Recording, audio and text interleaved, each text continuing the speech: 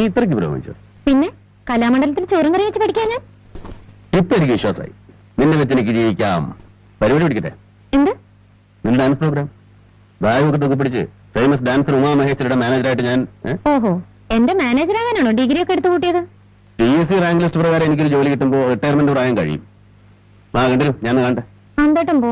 നന്ദേട്ടൻ നിന്നാ എനിക്ക് നാണാവും. നാണാകുന്നു? എന്നാ പിന്നെ നീ ആരുടെ മുമ്പിൽ ആടാൻ പോകുന്നില്ല. ആരുടെ അഹങ്കാരി? നന്ദേട്ടാ പറഞ്ഞേക്കേ.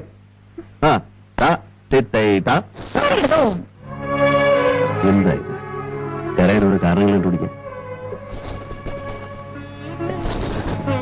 അധികം സ്ട്രെയിൻ